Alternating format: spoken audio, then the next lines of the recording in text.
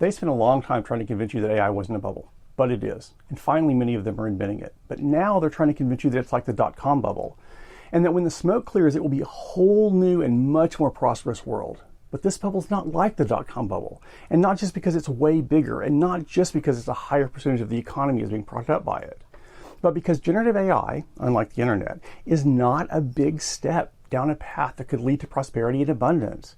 In many ways, this bubble is much more akin to the cryptocurrency bubble than the internet one. The reason this bubble seems so much more pervasive than the crypto one is because, unlike with cryptocurrency, the myth underlying this bubble shifts control toward the big established companies instead of away from them, which greatly increases the hype and the propaganda. And it seems to me that, like with cryptocurrency, generative AI has been hyped far, far beyond what the tech can actually deliver. And when this bubble pops and people see what the tech is really worth, we're all going to be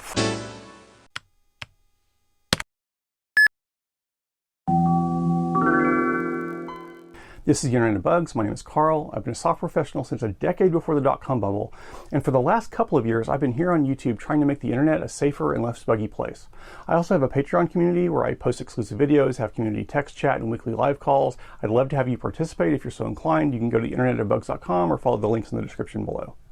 Okay, so unlike most of the people comparing AI to the dot-com bubble, I actually lived and worked through the dot-com bubble. So let me set the scene for you. The promise of the dot-com bubble was that the internet would disrupt the way that people bought and sold things, and it would open up the opportunity for lots of services to be provided that would not otherwise have been possible, allowing for both providers and consumers to prosper.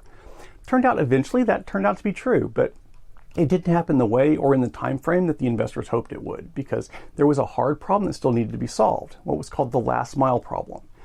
In order for the internet to reach the potential of its promise, we had to figure out how to get high-speed connections into people's homes, and we had to figure out how to get packages moved from sellers to buyers in a much more cost-effective way. That took an extra decade or two. But in the investment mania of the late 90s and early 2000s, a lot of infrastructure was built. A lot of interconnection points were set up, a lot of fiber was pulled between population centers. That infrastructure was put together a lot faster with a lot more capacity than was needed at the time. And so it didn't generate the return on the investment that was necessary to keep everything going.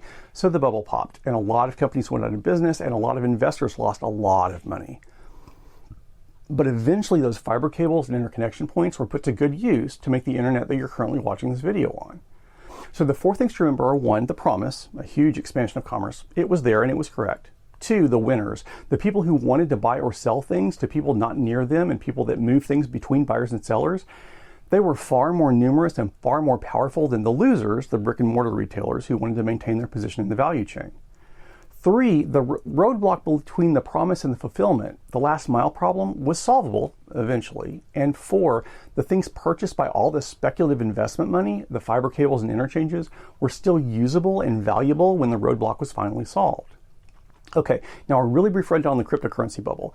The promise there was that information, financial or otherwise, could be stored and retrieved and verified without the need for the gatekeepers, using a technology called the blockchain that would enable commerce and services that would not otherwise be possible. That's true, I guess, as far as it goes. There's quite a bit of debate about exactly how valuable that newly enabled commerce would have been, but there would be some value at least.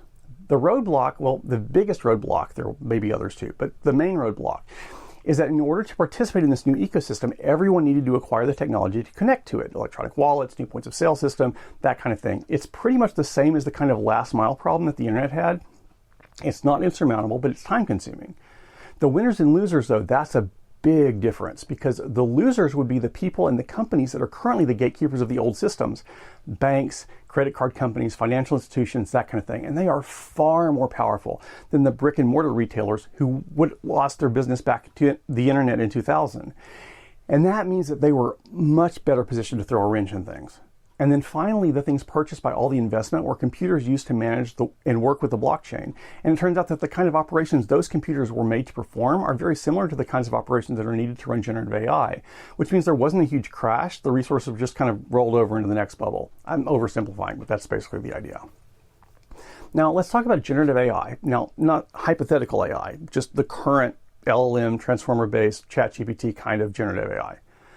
Lots of promises have been made about what this generation of AI will be able to do, from replace 50% of all white-collar workforce, to cure cancer, increase human lifespans, kill the entire human race, et cetera, et cetera.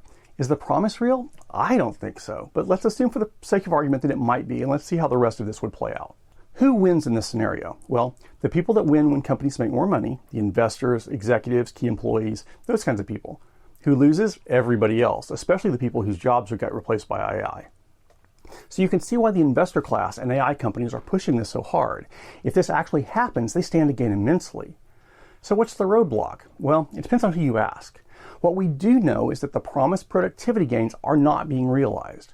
The AI companies are losing a ton of money, customers are complaining about how much their AI token use is costing them, and the only people making more money are the chip manufacturers. If the productivity gains were real, then the companies that are customers of AI would be making so much more money that the cost of AI would be worth it, and they wouldn't be complaining, and this wouldn't really be a bubble, or it'd be a very small bubble. It may just be that it takes a while for the gains to show up. It may be that the companies have to figure out how to use AI to be more productive. It may be that with more scale and more data centers, the gains will just appear, or it might be that the promise isn't real. But it does not appear to be a last mile sort of problem. Adoption has not been slow nor limited because customers needed better access or more some resource in order to make use of the service. We're seeing record levels of customers flocking to use these products, but despite that, we're just not seeing productivity gains. Generative AI is not a situation where the promise is clear, but the adoption is lagging. In fact, the opposite is true. But the more important question is, what is the investment buying, and will it still be valuable when the roadblocks are solved? Or can they be used for something else if the roadblocks don't get solved? And the answer is pretty much no. All that investment is going to build data centers and fill them up with computer chips to run more AI. How long are those data centers and chips still going to be valuable if there's a long wait for the roadblocks to get solved? Probably not all that long. The limiting factor on how much work can be done in a data center is power, that's electricity, and it takes years for new power plants to be added to the electric grid. And the number of operations that can be done for a given amount of power is doubling about every 2 years. So by the time new power is finally ready to be used in a data center, any chips that were purchased at the time of the power plant started building would be only a quarter or less as efficient as whatever the current generation of chips is. That's very, very different than the case for old fiber runs. Because of increases in the efficiency of electronics and the protocols used to move data over fiber cables, the amount of work that can be done over a fiber connection increases over time, or at least it has. So the fiber that was run before the .com bubble popped were even more useful by the time the roadblocks were cleared than they were when they were first put down. The most important thing to consider, though, is the promise. The underlying advancements underlying the bubbles that have proved worth it over time are the ones that enabled far-reaching increases in productivity and commerce. The internet, the railroads, the cargo ships, the airplane, the telephone, the things that really lifted all boats, as they say. Those technologies all distributed economic opportunity. Yes, the railroads and the telephone created big monopolistic players, the Central Pacific Railroad and AT&T.